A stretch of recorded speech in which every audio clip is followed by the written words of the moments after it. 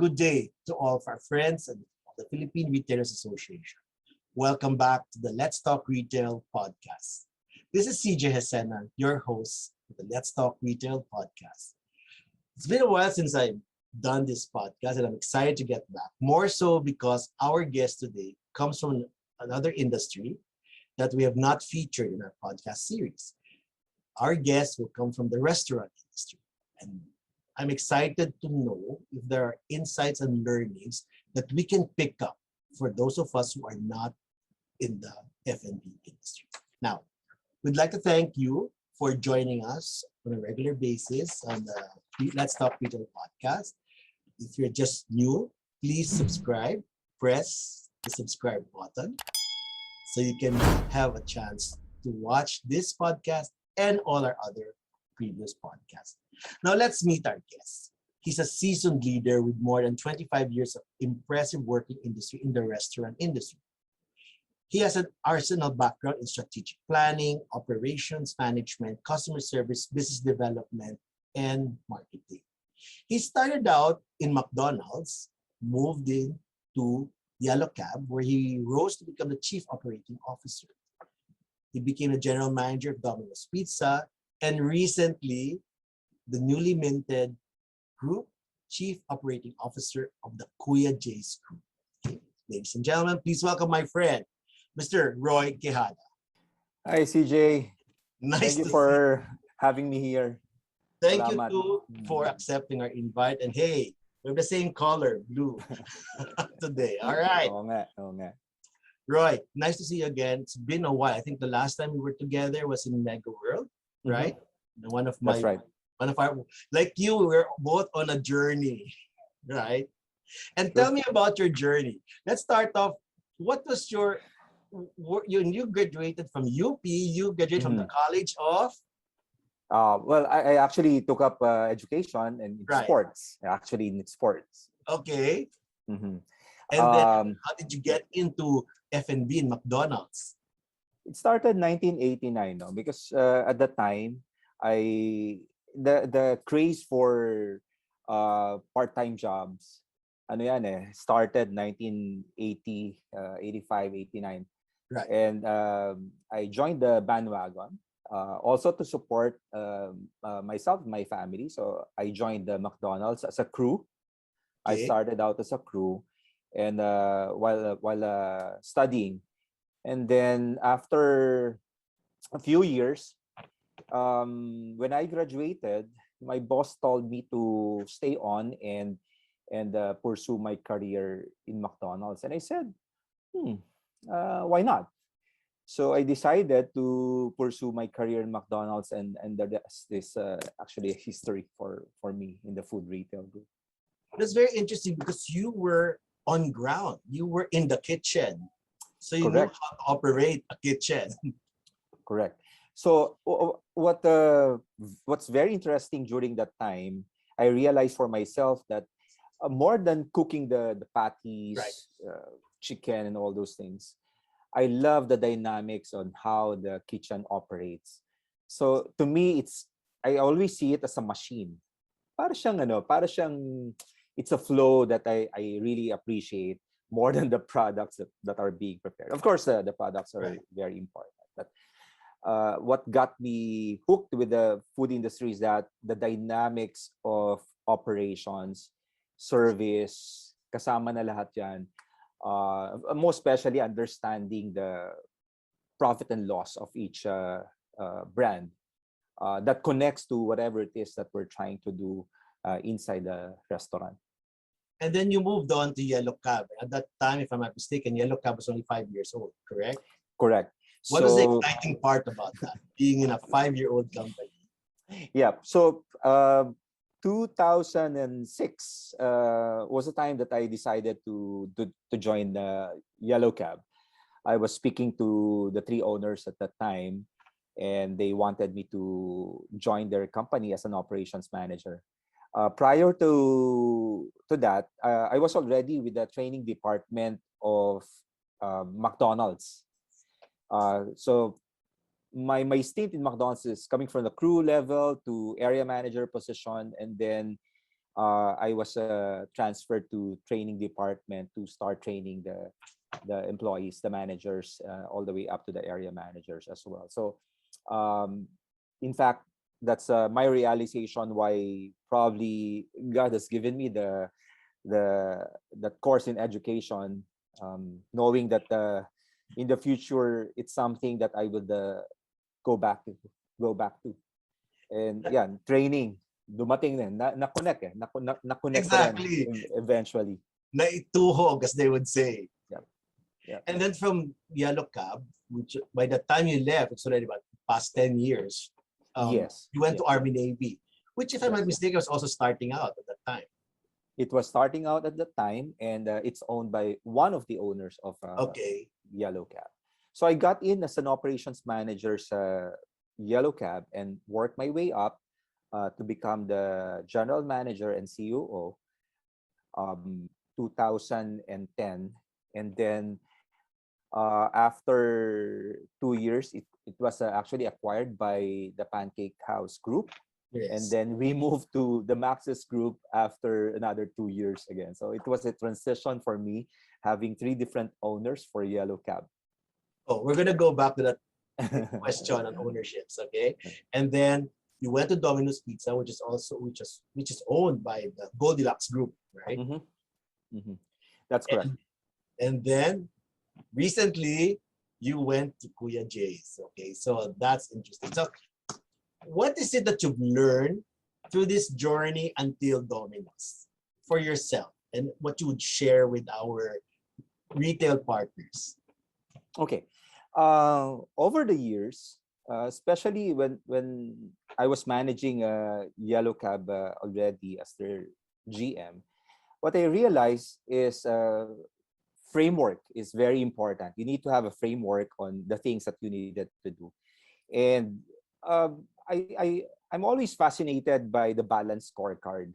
So I studied it, worked on it, and actually applied the balance scorecard in all the companies that I work for.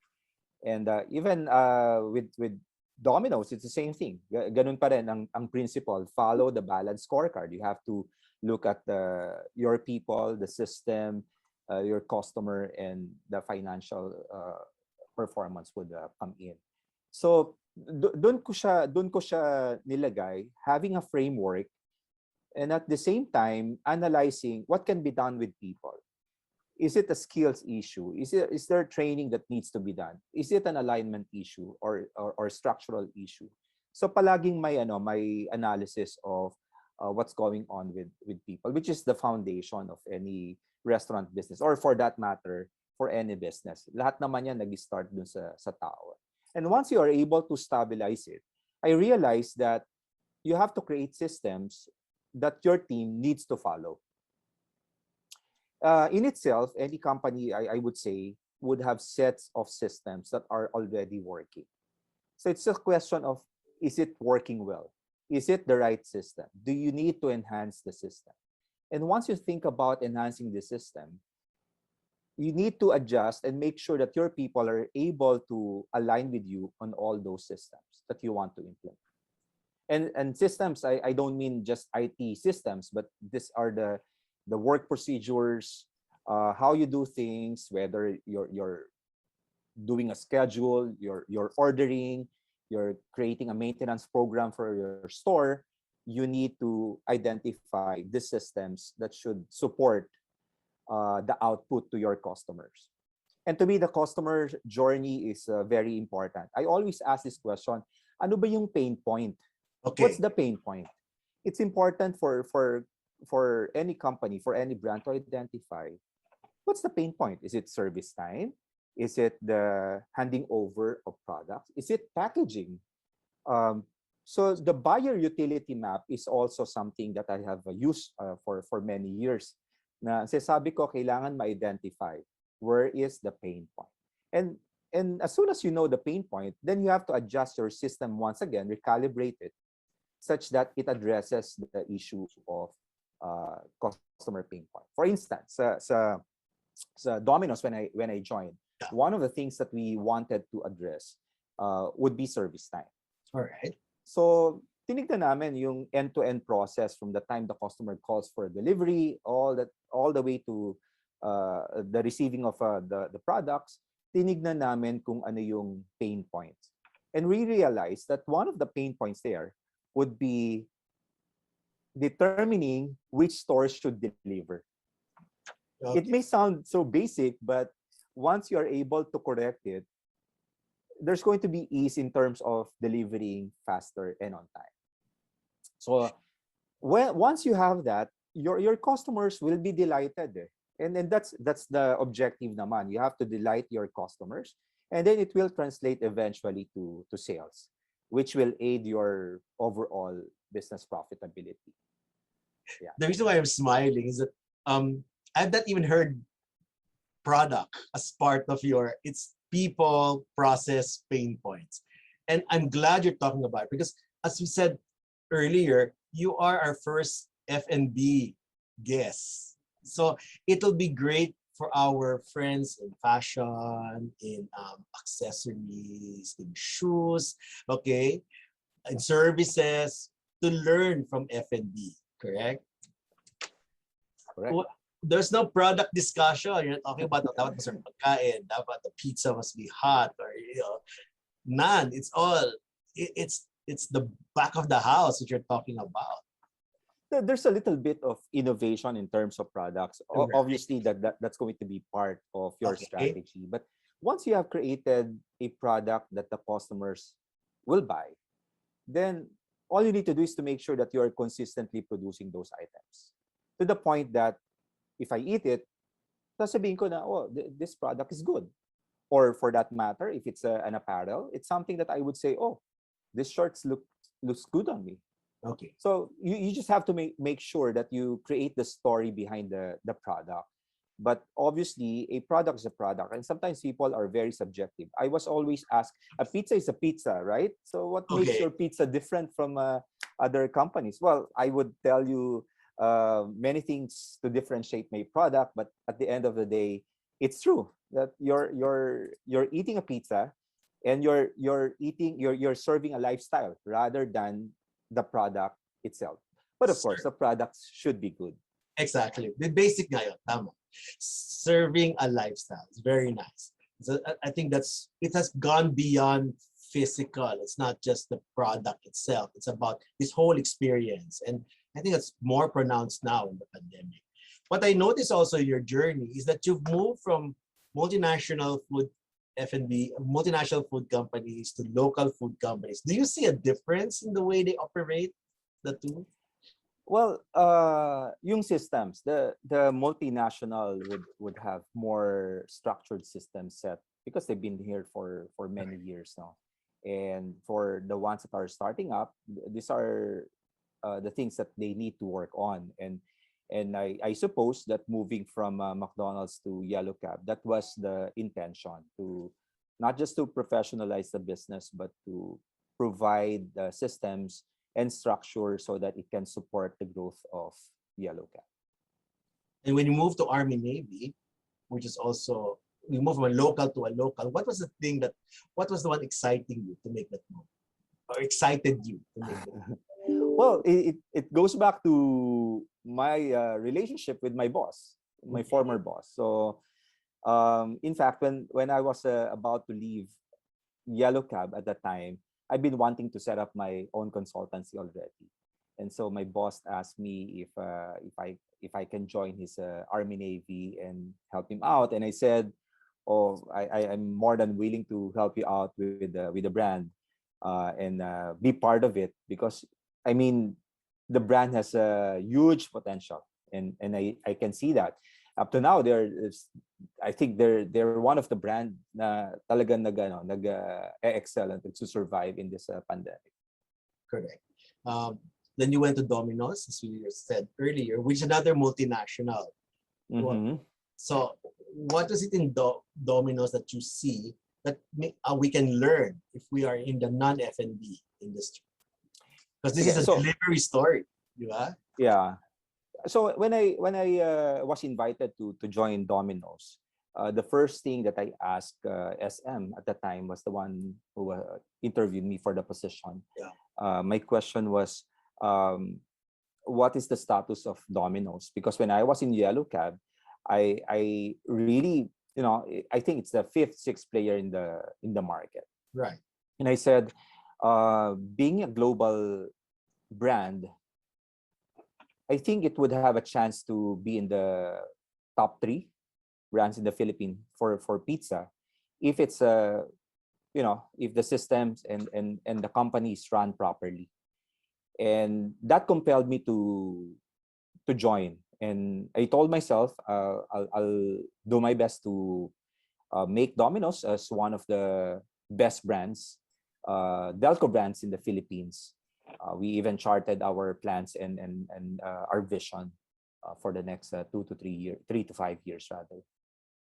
Okay. So Domino's, now another back to a local brand. Okay. Kuya J's. What excited you about joining Kuya J's? Oh, so this is now multi-brand. Yes. So yes. so that for me was the main reason why I decided to say yes to Kuya J's group, because it now covers multi-brand. So in the past, I was just managing one brand. This time, I'm gonna be managing the food group of Kuya J. So yeah, so that's the main and the local brands of Kuya J's. So it's a combination. So it's a mixture of multinational and the local brand. There'll be more complexity here as compared to previous. Okay, let's go back to the discussion of differences. All right, so we talked about nationalities of the companies. Let's talk about ownership structures. Privately held companies versus publicly traded companies. Were there any differences in the way companies were run? What are your learnings from this? Okay, so I'll tell you the story of Yellow Cab, because this is a privately owned, and then eventually when it was acquired by Pancake, it became a publicly listed company, right?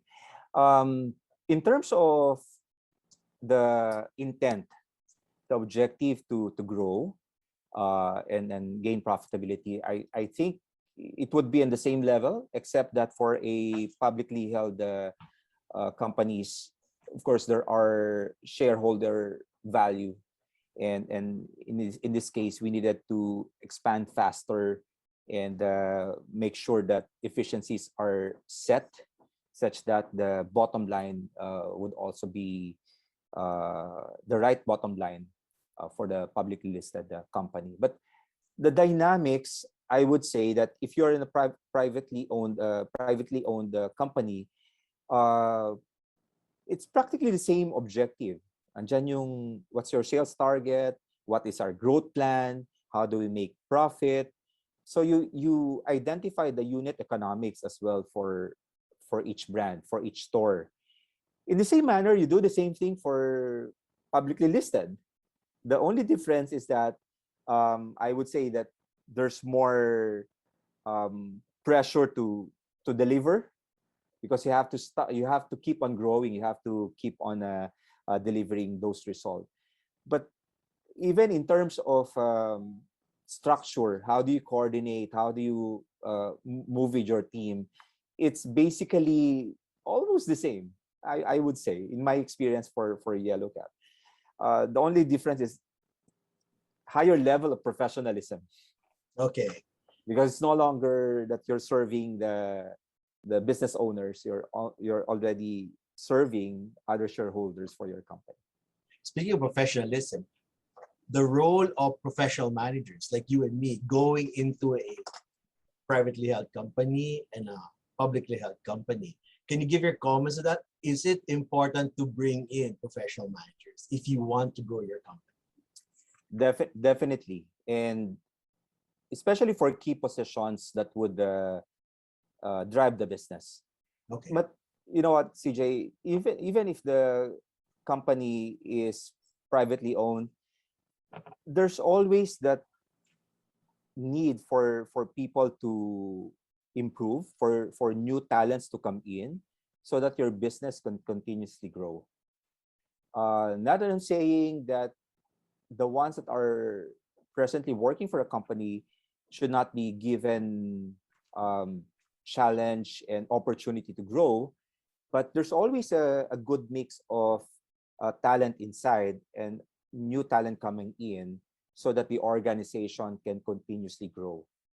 There would always come a point where, even I think you and I, that we will reach a certain level of performance.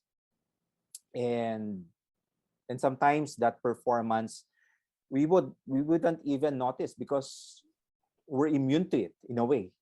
Akala natin our performance is already at the level that it should be. Pero meron pa palang pwedeng magawa to make it much, much better. And sometimes what's needed, of course, two things. Training, you have to continuously train yourself. And at the same time, when you bring in new talents, it adds up to the things that you do not know and which you can know in order to run the business better. So regardless to me, whether publicly held or private, there is a need to continuously improve or professionalize people, bring in new talents inside the brand para dire-diretso yung ano niya, yung growth niya. Okay, let's talk about talent and people. Are there particular traits that you look for when you bring in team members for F&B? Are there particular traits? Yeah. First of all, dapat yung customer-centric. Okay. When I say customer-centric, because anyone can say I'm a customer-centric guy, but at the end of the day, you ask, so what do you do? And some people are just very theoretical. They know what to tell you. But at the end, when you see them performing, wala naman talagang care for the customer. Okay. So you want someone that has care to the customer, more so malasakit to the company. Because that's where you can drive the person to deliver the best service that they can. If they don't have that, mahirap mahirap pabalikin yung customer, especially at this time, no. Pandemic na nga, and at the same time a lot of companies are trying to survive. The key there is to bring about the best service that you can possibly do, and make it memorable to your customers. If not, you will lose it. So customer centric is very important to you. It's not that knows how to fry, knows how to keep the books in order. That technical side is very easy. You can learn how to cook a patty. You can learn how to cook a pizza in a very short span of time. Right. You can do that. But the heart to the customer is something that you develop over time. And sometimes it's even longer than you can imagine, because being customer centric, the person needs to understand their job. Yun yung importante. So why am I here? Am I just cooking pizza, baking pizza, frying fries, or am I here to serve the customer? So that takes some time for them to understand na ito pala yung kailangan kong gawin. I'm smiling this big because I remember you told me you watched Harvey's podcast. One of the interesting topic Harvey and I dwelled on was malasakit, and you brought it up. Okay, my question is this: is malasakit learned or is it innate? Your take. Both. May mga tao na may malasakit na at the beginning. I feel that there are people that I've interviewed many candidates in the past, and makikita ko there are applicants who has malasakit. And my point of view about it is, whenever I ask them about their family, you would know if the person has malasakit to the family already. So that's an indicator. Of course, when they go to the brand and start working for the brand, makikita mo ba yung malasakit na yun immediately? No. Honestly, even families has to develop over the years so that the care for each other would come in. Siguro mas madali lang kasi pamilya kayo eh. But I think the dynamics of how to increase it or improve malasakit would happen over time. So the same way, pag nasa store na, nasa company na, you cannot expect the person to care about your company immediately. Okay. You have to make the person attached to the brand eh.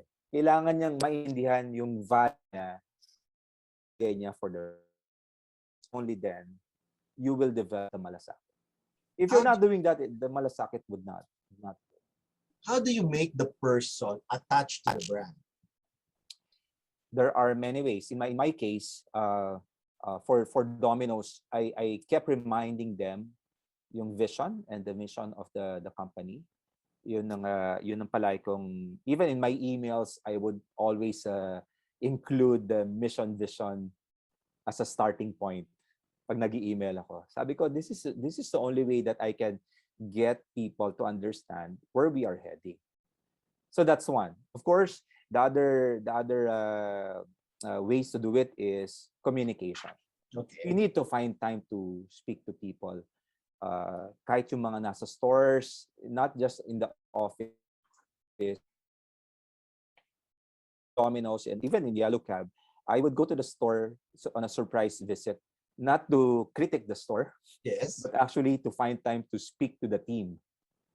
So even to the riders, even to the kitchen person, I find time to speak to them because that if they see me and they hear me say things about the company, about the mission and vision, then madali nilang maintindihan how they can add value to the brand. So those are some of the ways. Okay, so how would you describe yourself as a leader? Key 4 traits. 4 traits.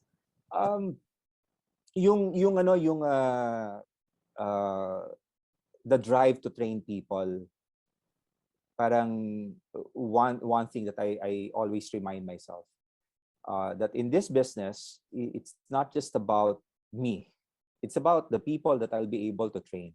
Okay. Because they will sustain the brand. Eh. Hindi naman ako, probably I would leave after a couple of years, and so you have to sustain the brand. So you have to keep training people. Okay.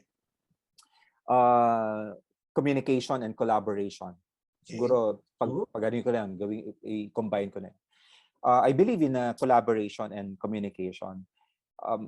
Many problems are not solved because people just keep it to themselves. They are not open to their bosses, or the bosses are not open to their subordinates as well.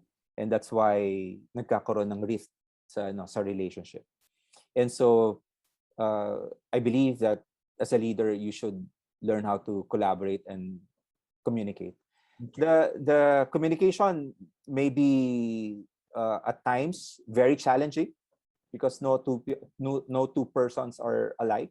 Sometimes your ideas will be challenged, or you will be challenging the ideas of the others. But that's fine. That's part of the dynamics.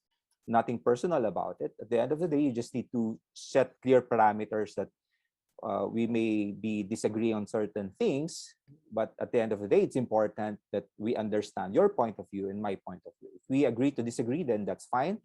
At the end of it, if the group agree that this is the way forward, then we will support it. And that's what I asked them to do. What else?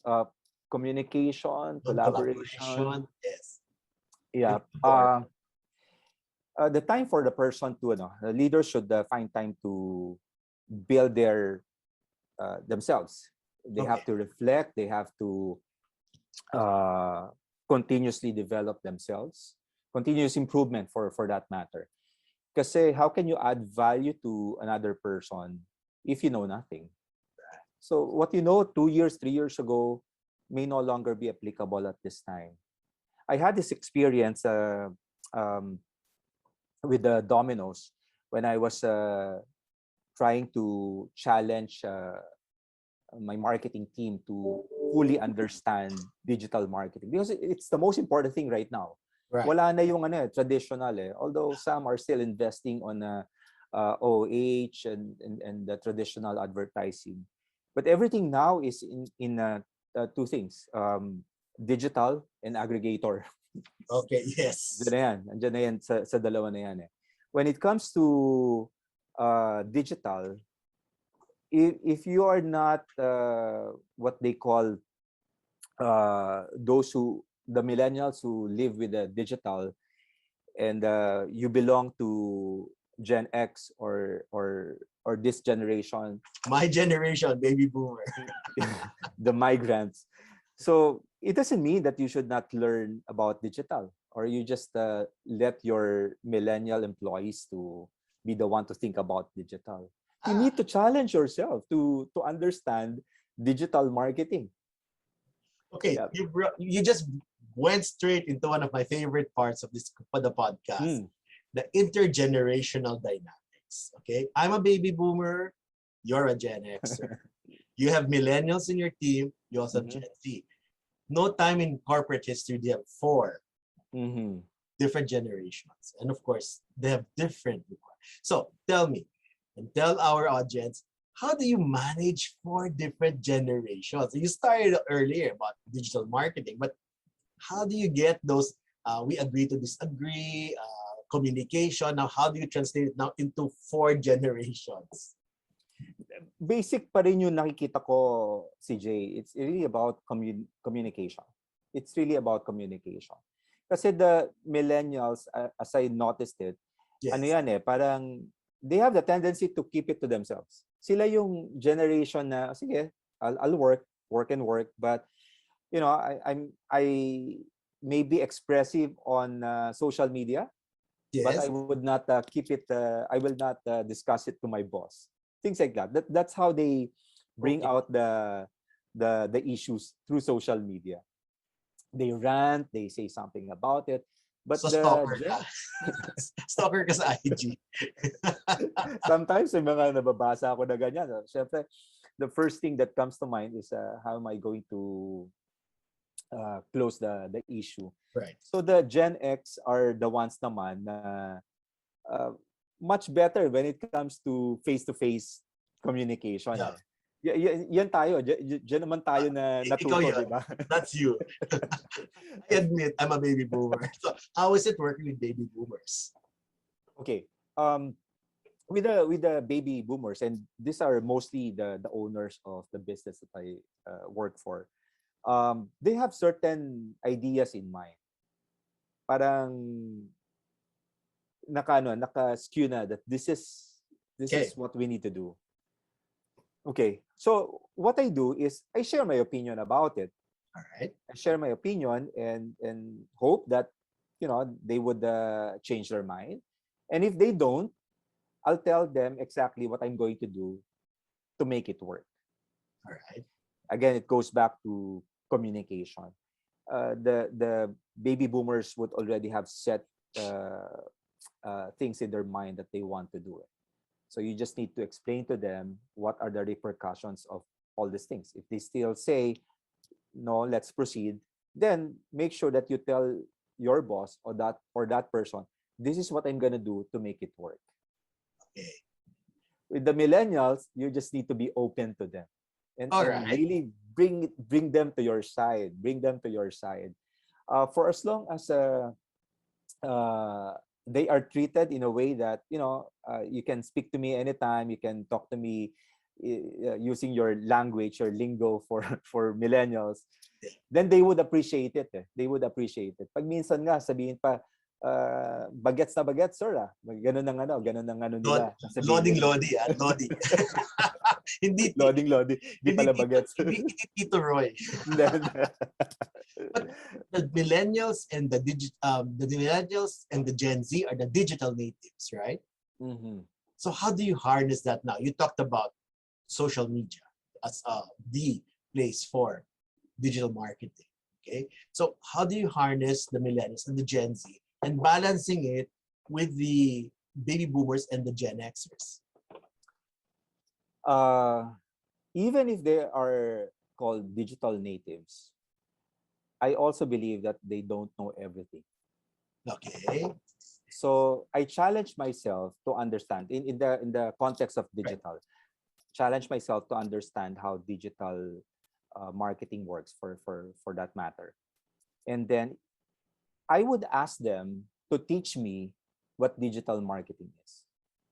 So topics that they are doing, I would ask them to tell me, can you tell me the things that you're doing for this type of work? So let's say, for instance, I have an engineer who's a millennial. I would challenge the person by asking the person, tell me the process. Because then they will realize, oh, I don't know everything. And so that's where I come in as their boss. I The would tell, wisdom. okay, The wisdom. the wisdom now comes in. And so you develop the relationship.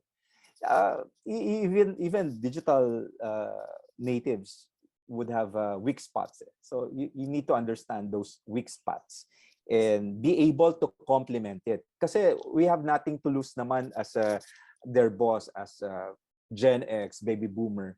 We've already passed through that. So what we can do is understand ano bang ginagawa nitong millennial dito sa digital marketing. And you'll see that even though we think na bata sila, alam nila lahat yun, they don't know everything about digital. Mayroon pa ring gap na pwede kang pumasok. Okay, I hope my fellow titos don't kill me. But sometimes it's a pride issue. Di ba? I think the older generation has been taught to know everything. Taught to, that you cannot show that you do not know. Correct? That's a bit of the things we used to learn when we were growing up in the corporate culture. So, do you think there's a pride concern? That's why sometimes there is a gap in communication between these two generations, the younger one and the more wisdom filled ones. Sometimes it's just an impression about Okay. the younger All right. generation.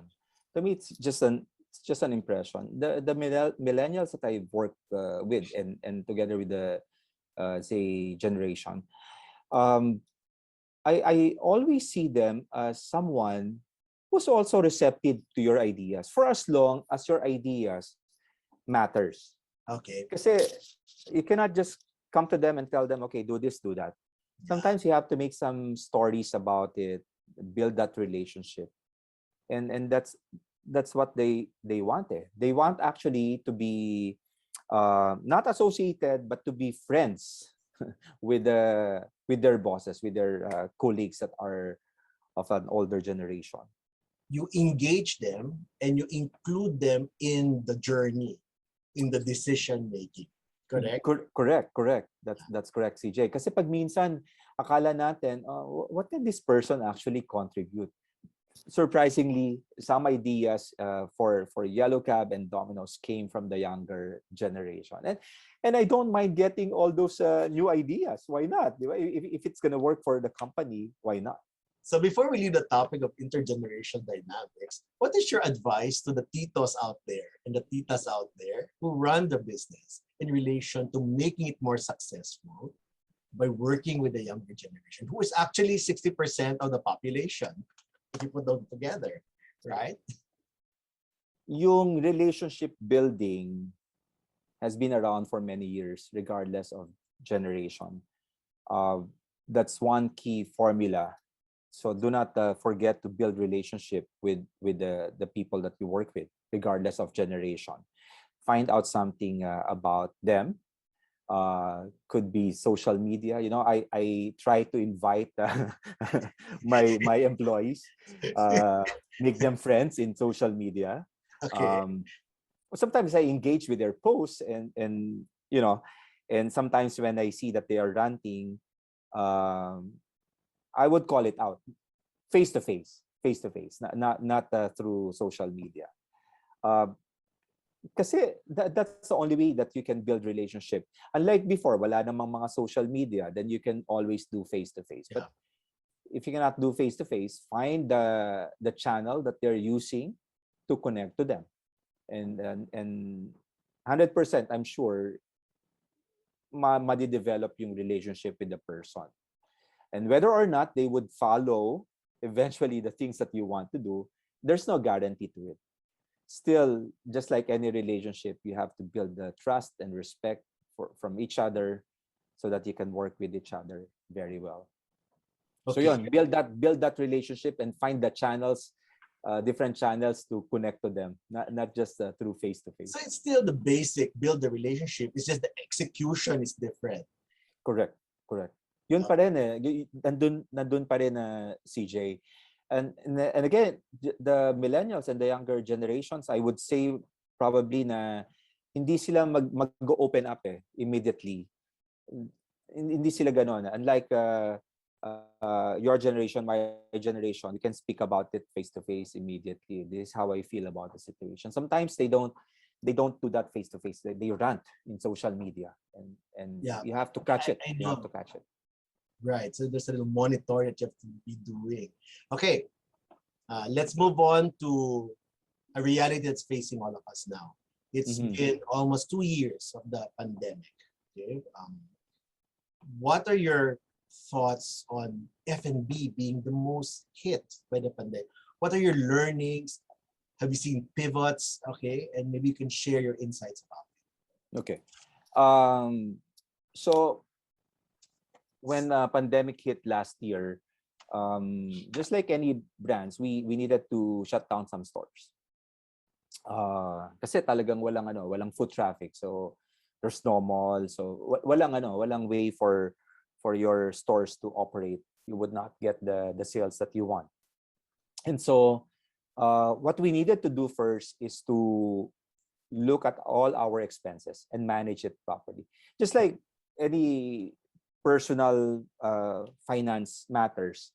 'Di ba kapag things are uncertain, we have to recalibrate our budget for groceries, for everything, for utilities and so on and so forth.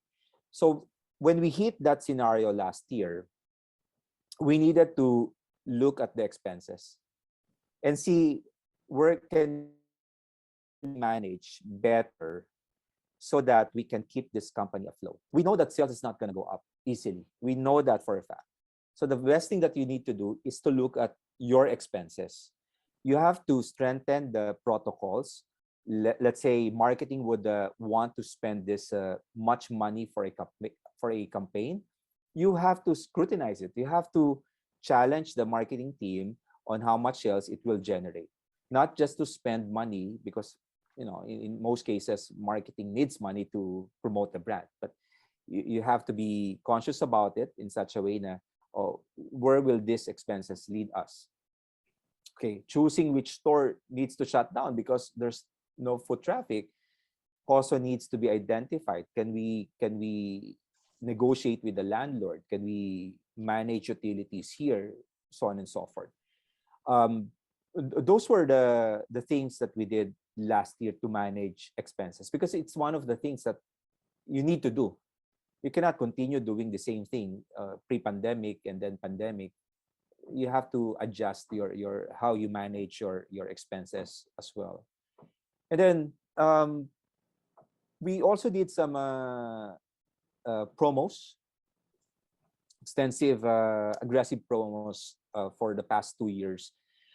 This is to ensure that we get the right market share, the foot traffic that we want for each store. Pero we needed to remind ourselves na the promos should not hurt our COGS or cost of goods. It should not hurt our P&L overall. So we need to make sure that these expenses, these promos would not harm the company further. And of course, we knew that delivery is going to be the main driver. We needed to tap into the aggregators. So last year we were working with the aggregators. We were actually late in the game, but good thing that the aggregators there, and it's increasing its business as well. And so we joined them in order to strengthen the delivery.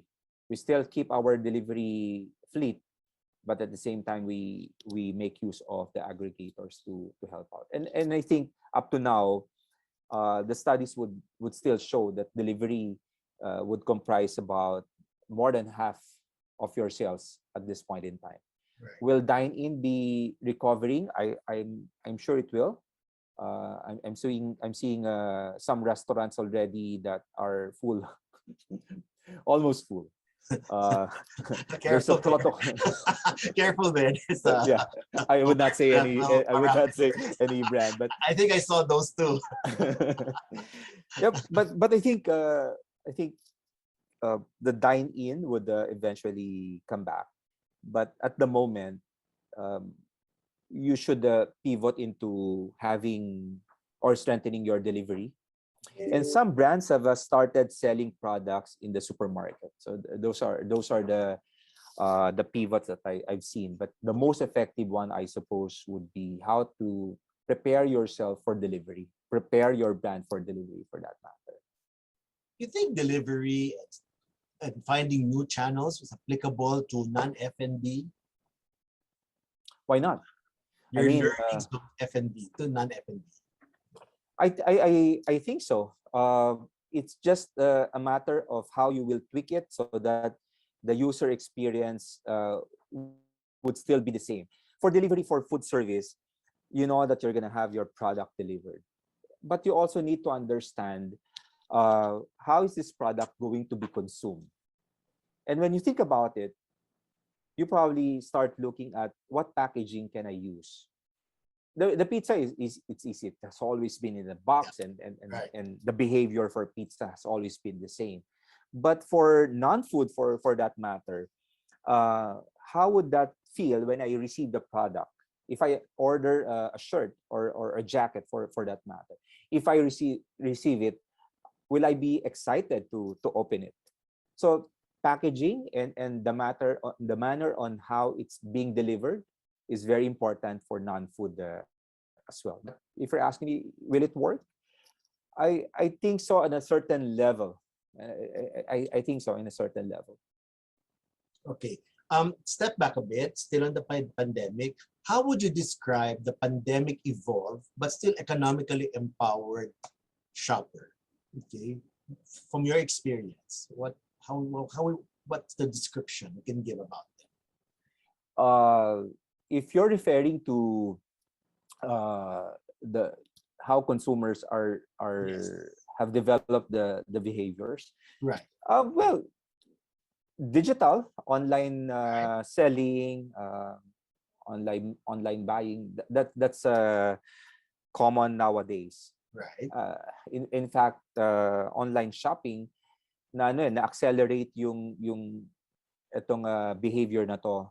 They were at some point, we were expecting in the next 3-5 years, but because of pandemic, it accelerated. People now are familiar on how to use online ordering for all different stuff, not just product, but not just food rather, but all the things that they want to buy, grocery, uh, uh, shirts, whatever, name it, you can already buy it. So majority, if not all, a good majority would know how to make use of online buying. That's what we have observed over the past months. Um, and if people would go directly to restaurants, in general, they don't want to stay long. Um, they just want to buy their product. If they want to dine in, they would dine in, but would not stay very long. And they would prefer outdoors rather than indoors. Those are the observation. For our case, because sorry, for Domino's in that case, because it's set up to be delivery and carry out, the carry out segment journey of the customer has been being analyzed, and we are finding ways to make them order in advance so that they can pick it up they can pick up the products the fastest time that they can. So So I'm instead of just lining up to the store to order for takeout. so my takeaway from what you're saying is being they're purposive and convenience driven. Convenience driven, that's one, but they are also very particular about not staying too long in if they're gonna dine in, or even order for takeout, there's still, you can still see the fear in the customers whenever they go to the stores, even if it's allowed to have a 30% dine in, you would still see that they would hesitate to stay longer than usual. So what is the future now of the shopper, the ones that we used to see in the malls? How do we get them back for that offline experience? One is to make sure that your store is set up for it. So we've seen many validation, like the safety seals and all those things. But Right. I always tell my team, even in the previous Domino's, I would tell them it's more important that the customers would see that we are sanitizing the area, that we are cleaning up the area. Those are the triggers. Those are the triggers. In fact, when you see someone carrying a sanitizer, it tells you, oh, this person is sanitizing the store frequently. The safety seal is important because it validates that the restaurant has complied with all the requirements. But nothing beats seeing it happening. So we need to make the customers see those things happening every now and then. I have a contrarian question. Everything's about doom in the pandemic. Was there any upside to the pandemic? Siguro yung one of those things is everyone look at their P&Ls. Okay. That's one. Should we really be looking at them in the first place? We've been looking exactly. We've been looking at it over the years. It's just that it's part of your quarterly thing to do, or even monthly, right? exactly. Exactly. But just like similar to us, we have our own finances, right? And whenever we receive our salary, it's just usual that we spend money here. And when the pandemic started, you realize that, oh, you cannot have the same lifestyle that you used to have pre-pandemic. You have to identify what to control. So the same manner, restaurants or other businesses, they probably have not seen their P&L in a laser-like intent or focus. They've been looking at it, okay, this is okay. Eventually, they would realize, oh, can we negotiate rent for this particular store? Oops. Which they don't normally negotiate in the past pre-pandemic because, oh, the business is okay. Now you realize that even in the future, even if probably sales would go up, you need to challenge your lessors to, give you the right rent structure for your brand. That's one. And for customers, I would say deeper understanding of the customer behavior. Again, pre-pandemic, that customers would come and go. Right. There's no restriction. They can go to your stores anytime. But you realize that because of pandemic, it's restricted. So how am I going to get this customer to get to my brand? So you've thought of promos, but at the same time, you need to balance it off because you cannot just come up with promos and at the end, you'll realize that you're losing money.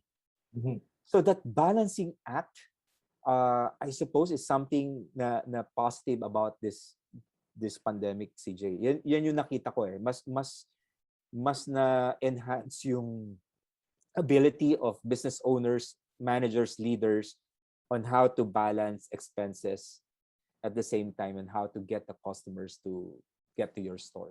So there's a balancing act, there's vigilance, and there's creativity.